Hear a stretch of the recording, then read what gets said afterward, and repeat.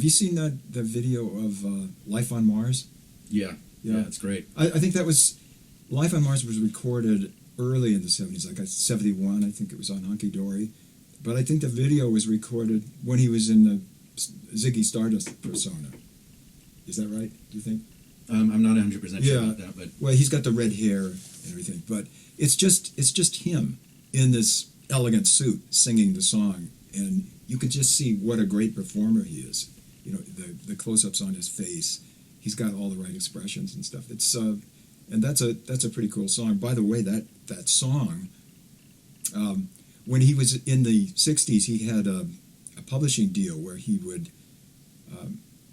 they would give him a song to write lyrics to, and there was a French song that was a big hit in France, and they wanted English lyrics, and so the publishing company gave it to David to write some lyrics, and he said, I can't remember what the song was, but he said it was one of the worst lyrics he'd ever written. It's probably not as bad as you think, but it turned out that it was a song that Paul Anka bought the rights to and put the lyrics.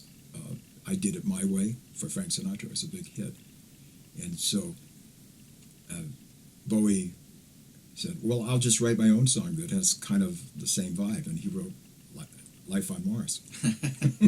It does have a kind of a melodic European kind of a flavor to it, you know, with kind of popish, traditional pop chords and that kind of thing. It's but the lyrics are not anything like that. it's one of my favorites that he did. Yeah, it's a good song. Hunky Dory is a good album. It is. It's one of his best. I like Rebel Rebel too, which was a little later. I think it was like maybe '74 or something like that. But it's so unlike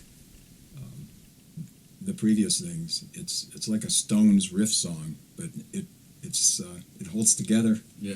Rebel Rebel. Hot Tramp, I love you so. It's really cool. I thought, like I said, I thought that I was really excited to see that he was still creating at 69 years old. And when I heard that he died, I checked out some of the new material, and it's pretty damn good. Yeah, for a last album like that, usually, it's one of those, you're almost expected to put out an album kind of albums. Like when a lot of times older artists will put out an album, and it's usually not as creative because it becomes harder and harder as you get older. Mm-hmm. It but does. This, I guess because perhaps he could feel, the hands of death closing in on him, or the just the race to get it done in time. Yeah. And that he was really inspired to do something that was truly different and yeah, unique. Black Star it goes through a lot of these changes. Well, a lot of his songs do go through changes. He didn't write in your typical verse chorus, bridge, verse chorus, that kind of a thing. Usually, I mean, he could, but Black Star goes through all these changes, and the video is beautiful and disturbing at the same time, wouldn't you say? Yeah. Yeah. Yeah, especially when it had come out and then he died, and it really, it's a very theatrical exit. It is. It's almost like you couldn't pick a more perfect way for somebody somebody like him to exit, to go out with a bang like that. Yeah, I think of David as Major Tom, floating up there, and planet Earth is blue, and there's nothing we can do. Yeah, before we move on, I wanted to quickly mention, as a kid, Labyrinth and all these other things that he did.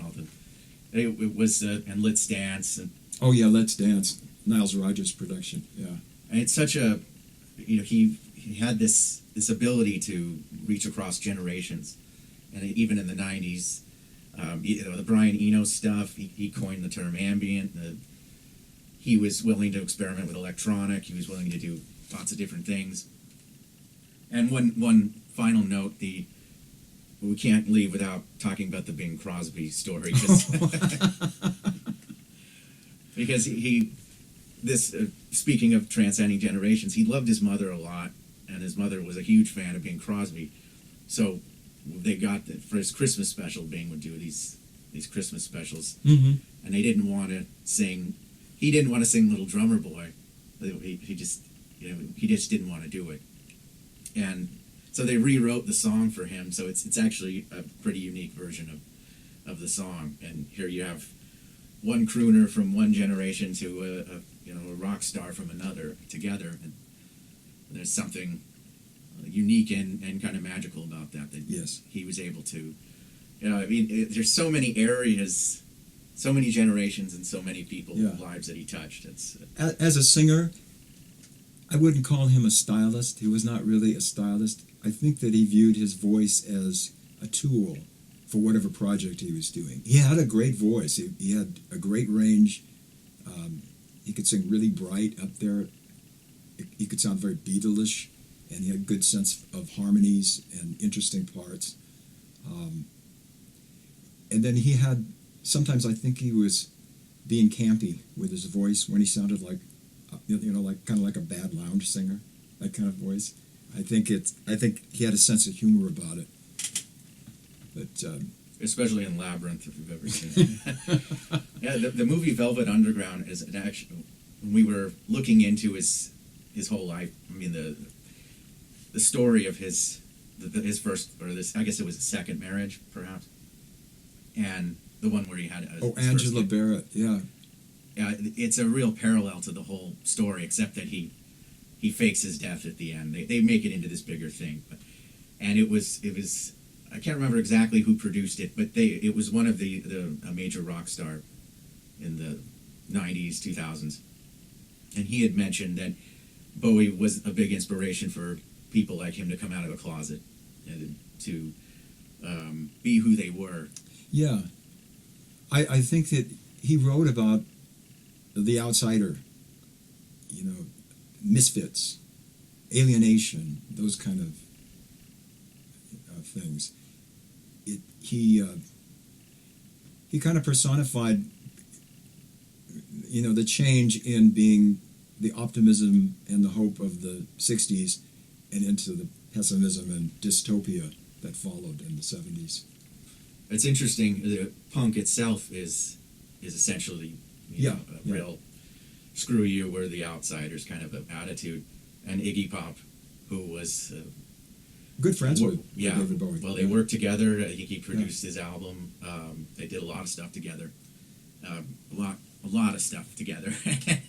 And but Iggy Pop is considered by many to be the godfather of punk. So yeah.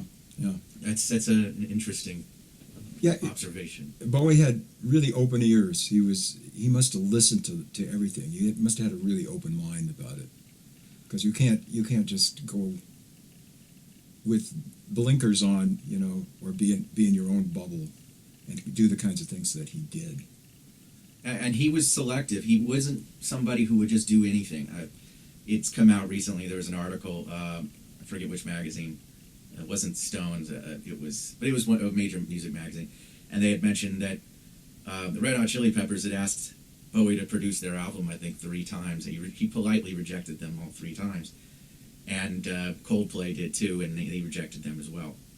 He knew. What was it that you said? You were saying this earlier, that if he would go approach somebody. Oh yeah. He said that he would observe something about a performer or an artist and think that they should take it to a certain, to the next level, and he said, and he would encourage them, and if they didn't, then he would take the idea and do it. But that's Stravinsky. Stravinsky said that great artists steal. Really, that's not the greatest of quotes in the world. It's probably real though. Yeah, it's not stealing. It's all in the air, and it's how you put things together. Yeah, if you know how to package it, if you know how to put, if you're the one who does it, just somebody has a great idea and they never follow through with it, and you didn't invent it. Yeah. But he did a lot of supporting other people too, like Iggy Pop and Lou Reed. He produced that great Lou Reed record. Yeah, the one with Walk on the Wild Side. Yeah, doom, doom. Yeah, it is such a unique sound. There's not a record that sounds like that. And the girls come in, do do do do do do do do. That really frames Lou Reed really nicely. And then it was ripped off by Marky Mark and the Funky Bunch. All right. Well, yeah, Bowie, he'll be missed. Absolutely. He certainly will. But he's left us all this great music to listen to.